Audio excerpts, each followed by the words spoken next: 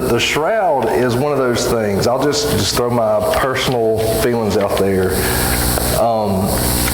Faith can't rest on relics or cloths or anything like that. I would not tell anybody to put their faith in this. But the evidence behind the cloth is really compelling. And we know that there was a burial cloth of Christ. We know that he was buried in a linen shroud. And that type of linen is of the quality that it can last for 2,000 years. We know it would have been a very special cloth to the disciples. And so anyway, if it was perhaps the cloth of Christ, there's a lot of evidence that this might actually be it. And that's, I'll kind of go through some of these slides. If you've never heard of the Shroud of Turin before, I think some people say you're supposed to pronounce it Turin.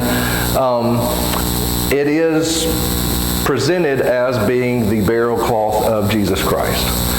It has been privately owned. It's now owned by the Catholic Church, but they present it as truly being the burial cloth of Jesus Christ. If you go and look at it with the naked eye today, this is what you'll see right here: a linen cloth 14 feet wide, 14 feet long, 3.5 feet wide.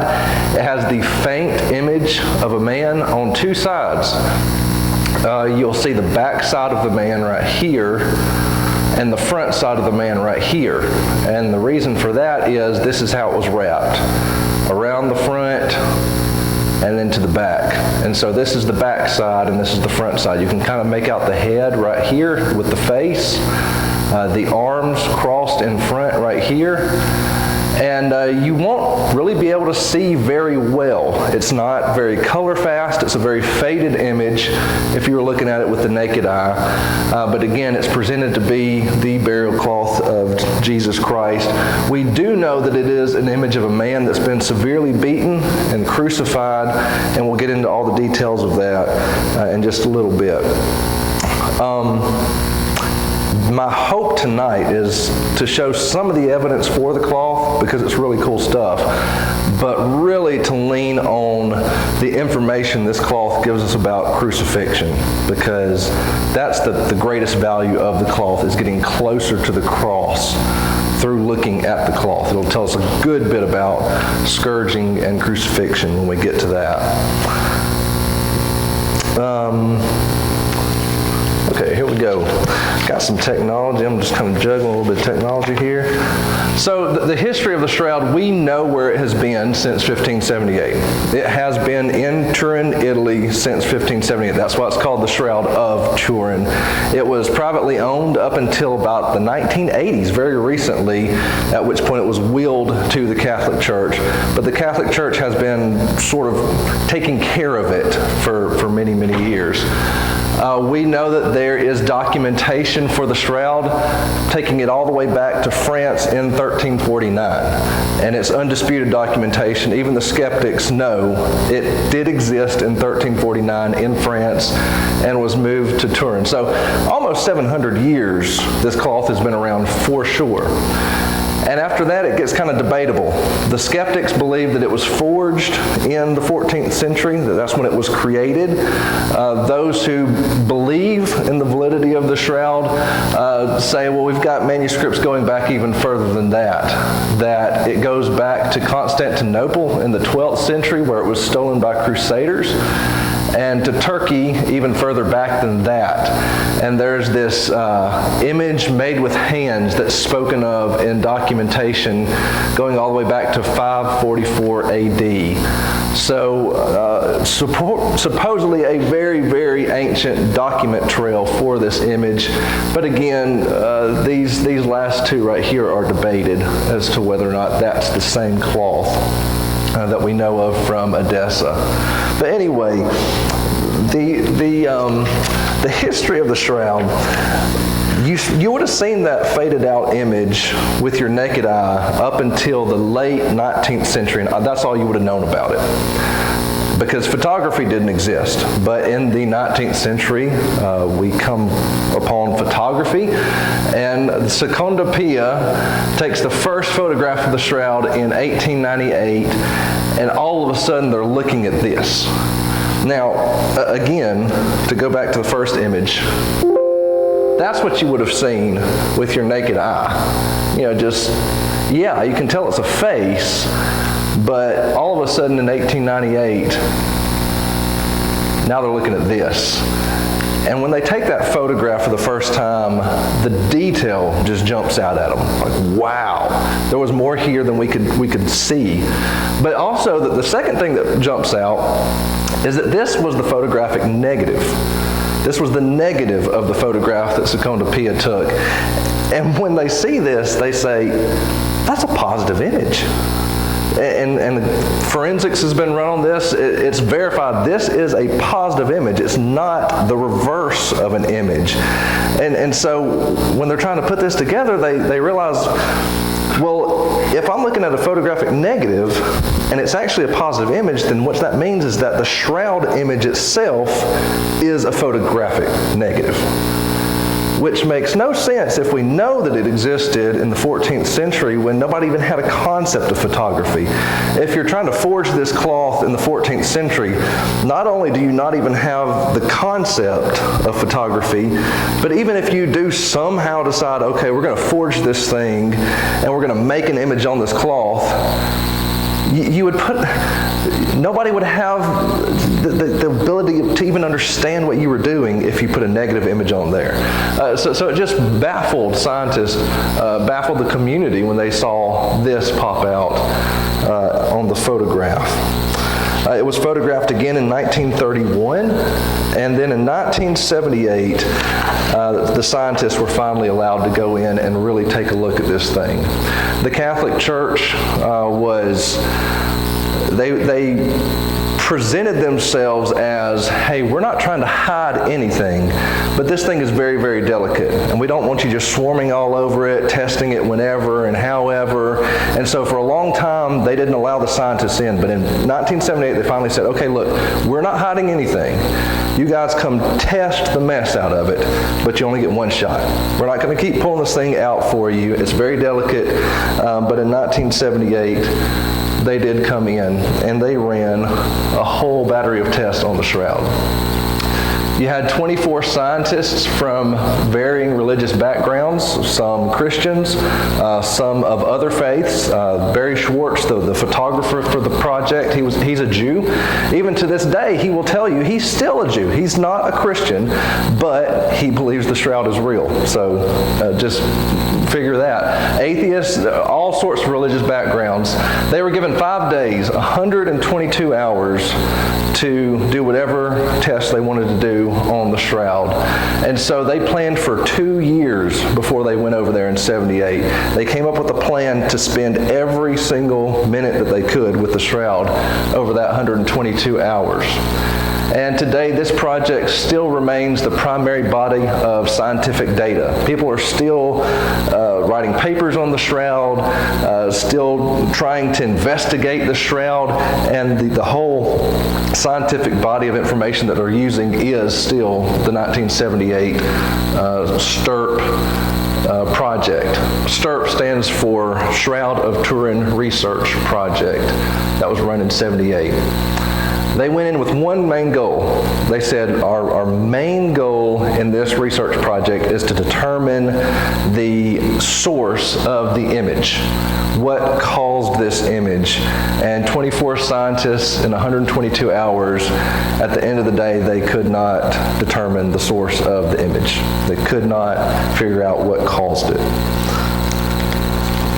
So some of the findings from that research project, they said we can determine that this image was not caused by paints, pigments, dyes, powders, anything that was applied to the cloth.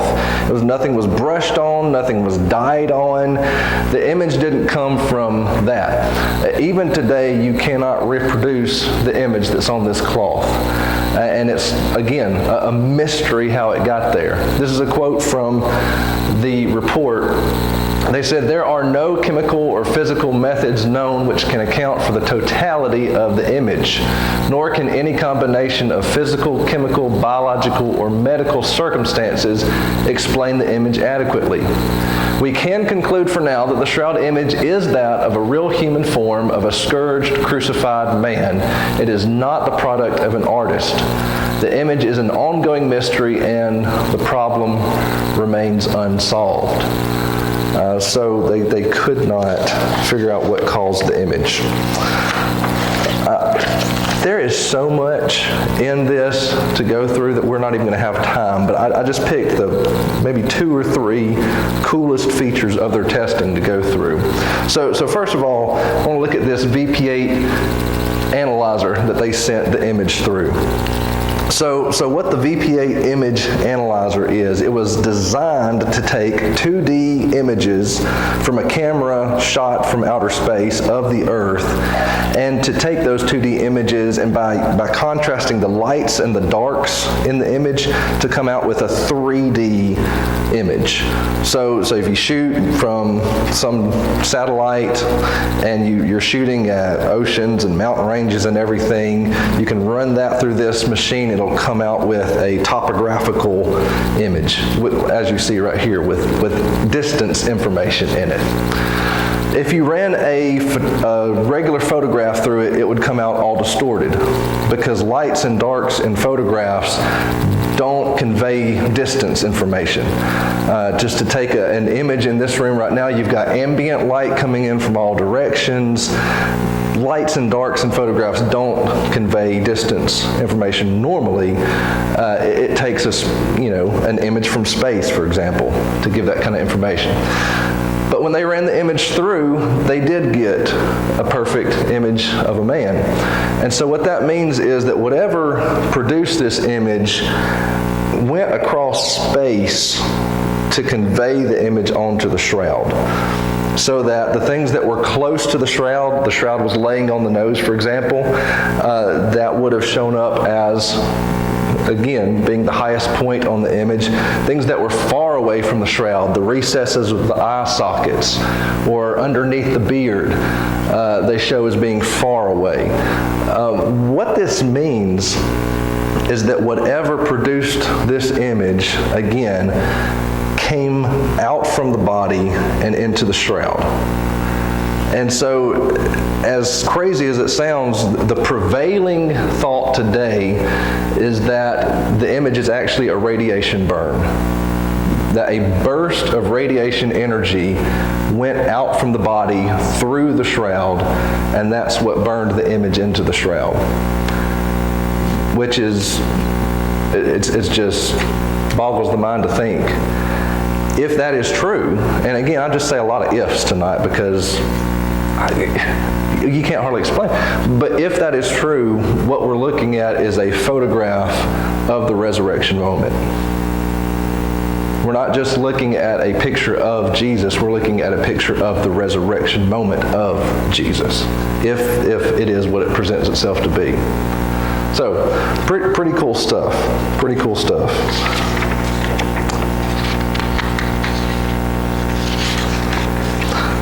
The second finding was the pollen on the shroud. So they had sticky tape with them, and they would just take samples off of different places on the shroud, and part of what the sticky tape pulled off of the shroud was pollen. Hundreds of pollen grains. Of these pollen grains, 28 are from plants still growing in Israel today, 70% of which are found in the areas surrounding Jerusalem. And it seems likely from the location on the shroud where the pollen is accumulated in the greatest quantities, it seems as though around the hands maybe a bouquet of flowers, of local flowers, was placed there, and that's where most of these pollen grains are coming from. But these are not the only pollen grains on the cloth. A great deal from Jerusalem, a great deal from Israel, but there are traces of pollen from all around Europe, South Asia, Eastern Africa, and the Middle East, which indicates that the Shroud has toured abroad. It's been on a tour, so to speak. And again, this is sort of what we'd expect. So if you can just imagine, Peter and John run to the tomb. It's empty, but there's the grave cloths right there, and they have the blood of the Savior still on them. I mean, that's the life-saving blood. They pick up the cloth, but say it does have this image on it and this blood on it, and now they're going around the Mediterranean rim, and they're going around Africa, and they're preaching the good news, and they're preaching the gospel. Galatians chapter 3 we read last week, where Paul said, you saw Christ portrayed as crucified before your very eyes. I can just see him up in Galatia unrolling and saying, look, this of your Lord that was crucified for you. And it seems like the Shroud went on a tour around, again, South Asia, Eastern Africa, the Middle East, as it was showed off by the early disciples. Just very cool, very cool. Again, this has been in France and Italy as far as what we've verified since 1379, but as they tested, they found no, it originated in Jerusalem according to the pollen. One more thing, here on the right is a very blown up image from over one of the eyes on the Shroud image. They've blown these up to the point that they can just make out that there were two coins placed over the eyes, as you've seen in many ancient burials. On the left is a picture of a lepton. This is a lepton of Pontius Pilate from the time period in which Jesus was crucified. And on the bottom here is a composite image where this and this have been overlaid, so that they can tell that the image on the Shroud over the eye matches up with a lepton of Pontius Pilate. You can see there, this is from the Shroud image again, you can see the letter C-A-I. That is part of the word Caesar, except for it's a misspelling. It should have been K-A-I. That's how that Caesar was spelled on those ancient coins. Most of the leptons of Pontius Pilate are spelled correctly, C-A-I. They have found a handful of leptons with an incorrect spelling, K-A-I is the correct spelling. They've found a handful with the incorrect spelling of C-A-I. Which again is just, it boggles the mind, because they wouldn't have even had the technology to forge with such detail this little bitty, hardly traceable image of a lepton over the eye. But if they did, they wouldn't have forged one of the misprint coins, so to speak. But that's what we seem to have here. These leptons of Pontius Pilate over the eyes of the Shroud image. Again, just the detail of this thing is stunning. So that's just a handful of the research project results that are they're unexplainable. And again, from the conclusion of the report, the image is an ongoing mystery and the problem remains unsolved. There's so many more things that we could talk about. I want to get to the actual crucifixion and the cross information, but we could talk about the mineral deposits near the feet. The area of the Shroud near the feet, there's minerals from the dirt in Jerusalem. The Shroud is replicated in art and coinage. Very, very ancient coins, very, very ancient pieces of art, but depict the face of Jesus. And many times they'll depict the face of Jesus in a way that matches up with the Shroud image.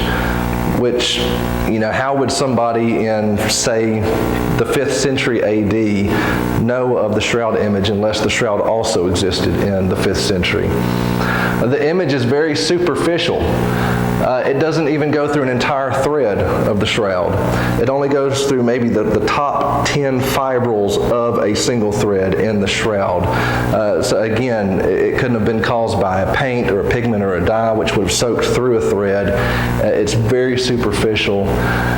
There's equal image intensity on the top and the bottom. You would have thought the weight of a man laying on a cloth would have made a harder impression on the bottom half of the shroud, but that's not what we find. The image is equal all the way around.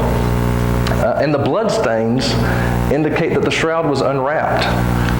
Had a cloth been taken off of a dead body, say grave robbers came and they took the body of Jesus and they took the cloth off first, cast it to the side, and took off the body of Jesus, you would have seen the blood stains disrupted, ripped off of the body. They would have been torn, but that's not what you find.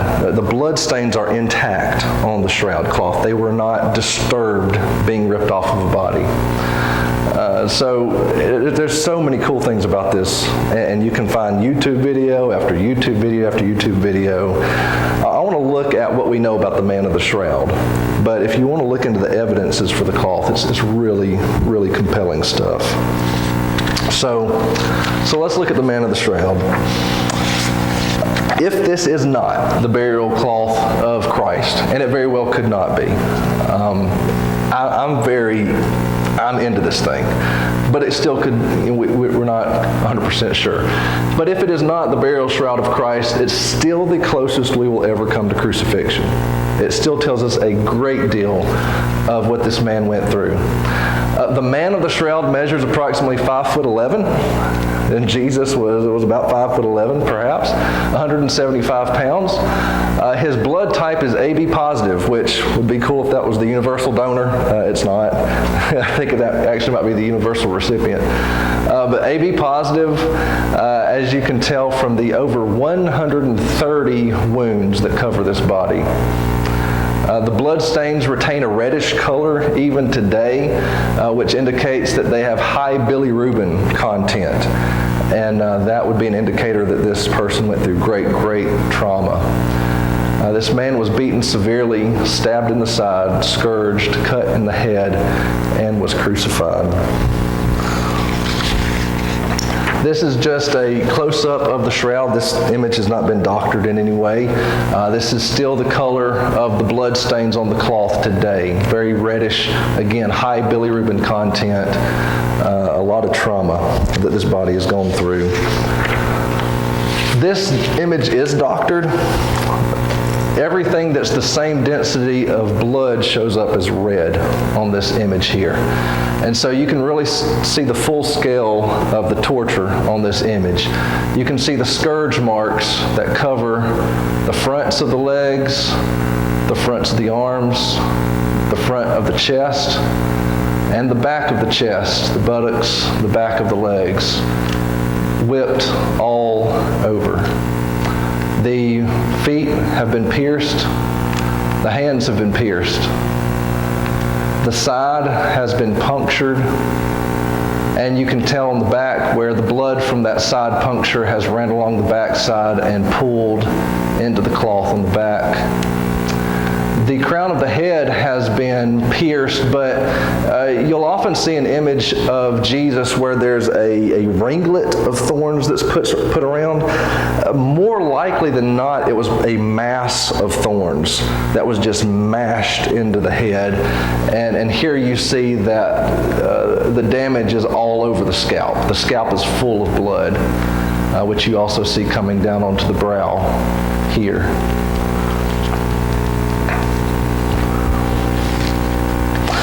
We're going to also get a close-up of the face, in which it's also very, it's moving. This was not 40 lashes save one. This was an example. This was a public enemy, an enemy of the state, and they were making an example out of this man. This is a close-up of the face. Again, this image has been doctored to where things the same density as blood are showing in red. This man has been severely beaten. Again, just moving from the top down, you can tell where the head, a mass of thorns has been pushed into the head, blood all throughout the hair. Blood in the eyebrows, here, and down the face. This man has taken a severe beating to the face. The blood in the face here is most likely a combination of blood that is run down from the scalp, but also cuts in the face itself, like if you've seen a bad boxing match and a man that was just bloodied in the face. That's what we're seeing right here. Medical examiners believe that this eye was most likely closed all the way shut, swollen, maybe even this eye as well. They've looked this man all over and do not see any signs that bones were broken on this man, which is incredible, except for maybe this one right here. The face might have been broken right here. This cut is nasty, it's pretty serious. This man's lip, they believe, has been ripped all the way up to the nose. The mustache is absolutely saturated with blood. The beard likewise is saturated with blood, and you can see an ancient fold in the cloth. This crease here would have been original to the cloth, where the blood from the beard has run down this crease. Again, remember, you're looking at the face, which would have been pointed upward when laid in the tomb. Gravity would have been pulling blood downward, and so it was a great deal of blood, such that it soaked upward into the cloth here in the face. This I don't think we ever really talk about, this damage that the beating itself would have caused. We talk about the thorns, we talk about the piercing of the hands and the lashing and the spear in the side. Just the way that they beat our Lord would have been brutal enough. We're looking at a very, very severe beating that he endured even before he was whipped.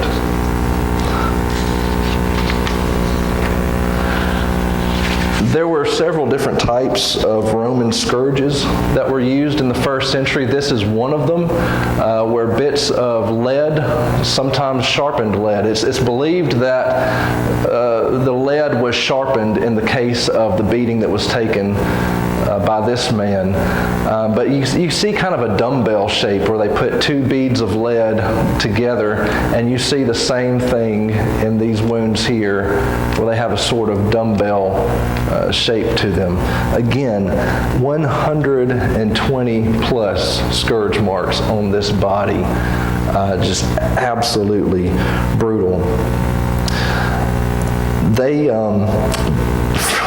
It's incredible. I mean, this is CSI kind of stuff, but from the pattern and the direction of the marks, we can tell that there were two men that were conducting the scourging. One of the men was a bit taller than the other, and one of the men was left-handed and the other right-handed. Again, that's CSI kind of stuff, but we can tell this man was special. They were making an example out of this man by the severity of the beating that we can examine. Looking now to the hands, you can see the hands crossed right over left.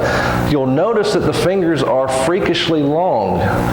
That's because we're seeing an X-ray type image here. The finger bones go far back into the hand, further than we're used to seeing. And that's what we're seeing here, the whole of the finger bones. Which is, again, just one more reminder that whatever created this shroud image emanated out of the body and through the cloth. It's just one more evidence of the radiation burn that we're looking at here. If you look very close at the facial image, you can actually make out teeth. Let me see if I can take us back.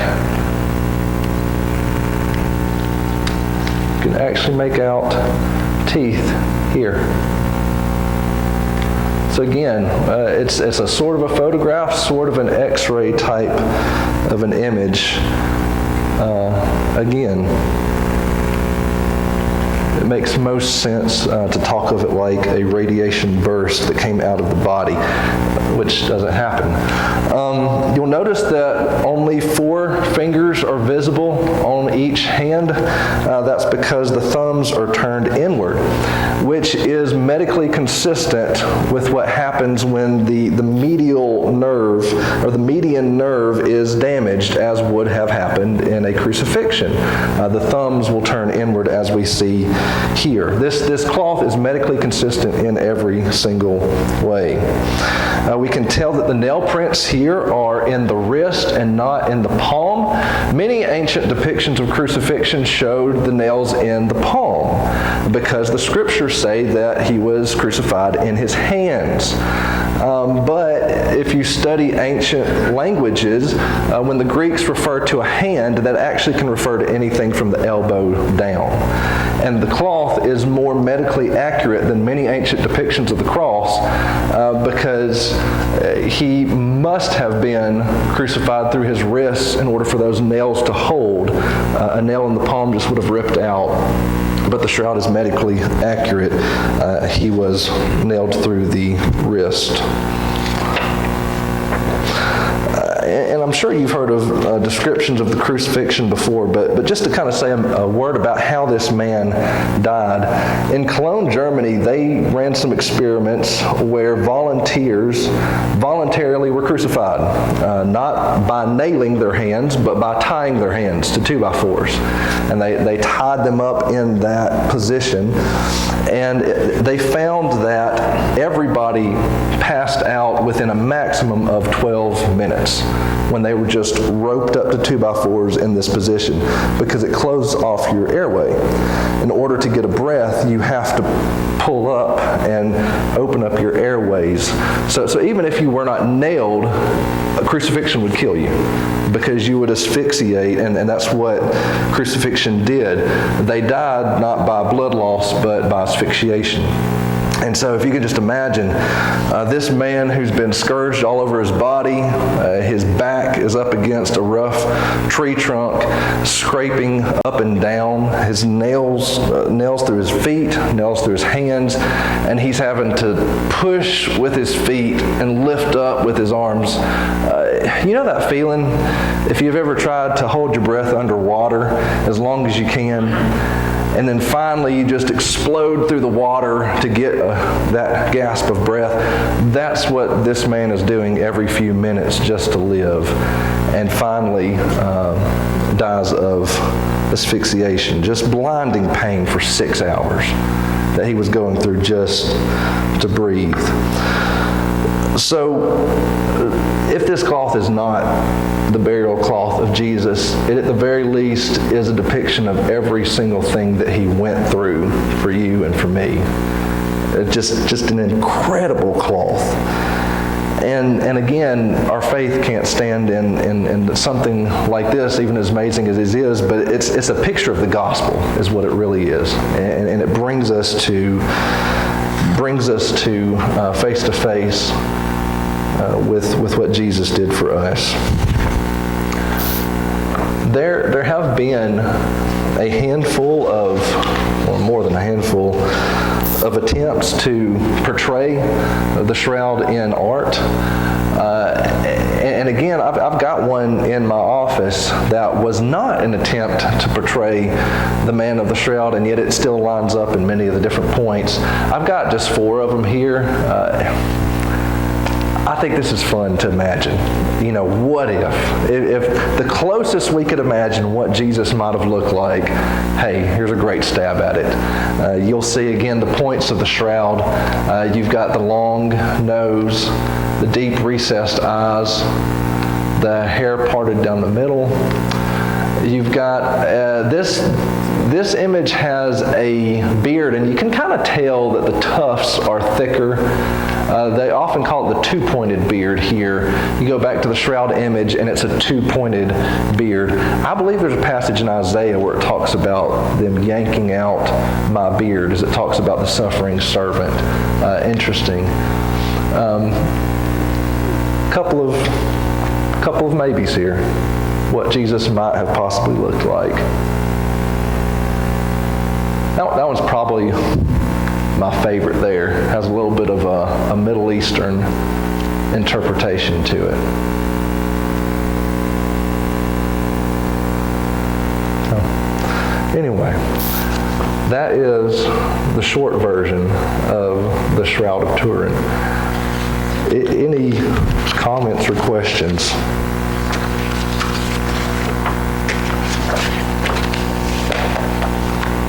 Anything you want to go back to?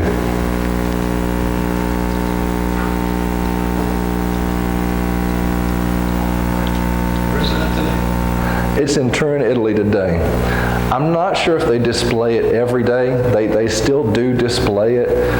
But again, this cloth is getting pretty old and it's not all that color fast. And so the image is consistently fading more and more. The more light gets to it. So they try to be very careful with it. They've had several, actually that was the best there. This cloth has had quite a history. So you can tell here and here and here and here, which, kind of the way the cloth folds up, it's probably just like one or two holes. The cloth was in a fire, which it was in a safe box to keep it safe, but I believe the box was made out of silver, gold in parts, and so actually molten metal dropped through the cloth and caused the holes that you see here. And then, of course, they put the fire out, and so you'll also see water stains on the cloth. And some repair attempts have been made on the cloth, some of them very, very ancient. As a matter of fact, one of the arguments against the cloth is that they actually carbon dated it when they ran the test back in 1978, and the carbon date came back to the Middle Ages, and so everybody thought, bummer, it is a fake. But when they looked closer at what had been done, they believe that part of the medieval patchwork that had been done because of the fire was part of what they tested. And so they tested the Middle East. There's that theory. You've got all these interesting conversations that go about. There's also the theory that if this image was caused by a radiation burn, what effect would radiation in the cloth have against carbon dating? The radiation itself might throw carbon dating off. So, there's the skeptics say, "Hey, we got you," and the believers say, "No, there's an explanation, and you have to make up your own mind." What's the evidence against it? That would be the main evidence against it. That the carbon dating is what's always pulled up. But as far as you've got 24 scientists that spend 5 days with it, and there's skeptics in that team, and at the end of the day they come out saying, "Hey, we don't know," that's pretty strong. Again, the man that is most fascinating to listen to present this stuff, Barry Schwartz, he was the photographer, one of the 24, there in 1978. He's still a Jew to this day. And he believes in the cloth. He believes that this is what it presents itself to be, and yet he said, "But I'm still a Jew, and I have my own reasons, and okay." That's what this cloth does to people. Today, this is not just the only thing. Dr. Gary Habermas is probably one of the leading presenters on the resurrection of Christ. And he gets into the shroud, he talks about the shroud, but he uses 1 Corinthians 15 mostly, where there's this early creed in 1 Corinthians 15 that Christ was buried and that he was raised in 3 days according to the scriptures. And they have nailed that creed all the way back to 1 year after the death of Jesus Christ. And what they argue is that Jesus dies, and 1 year later we know that the community is talking about the fact that he raised, and we saw him, and he died, and we believe in it, and now we're dying for it, and we're giving our lives for it. And that's probably the most solid evidence that you could have for a historical fact actually being true. And so today, even agnostics like Bart Ehrman, the most leading agnostic today, very outspoken, will say, I believe that the disciples of Christ had experiences with Jesus after his death. I'm still a skeptic, and I don't know what to do with that, but I do believe that they had experiences with Christ after he died. And that's where skepticism is today. That they still continue in disbelief, even though the resurrection, things like this, are just almost inescapable.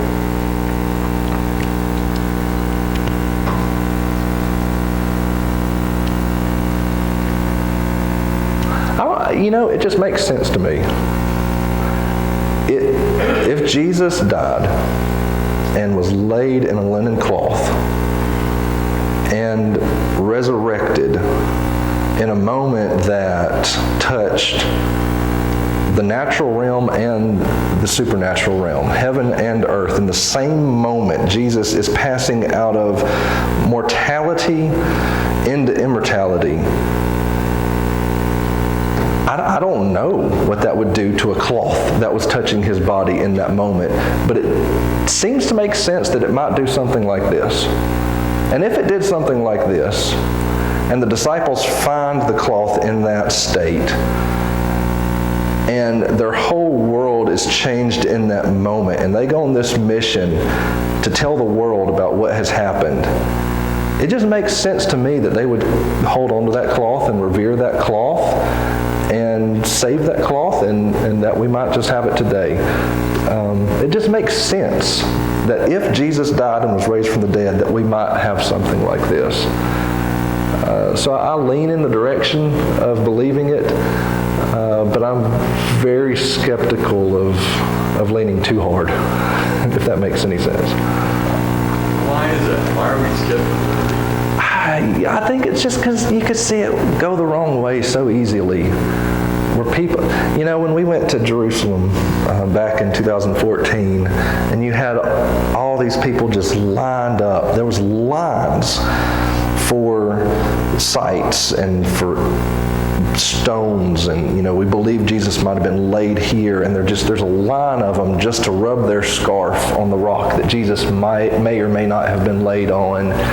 And I think there's a beauty in that, but I think it opens up the opportunity for abuse as well, where religious leaders who want to control people step in and say, kiss this ring, or what have you.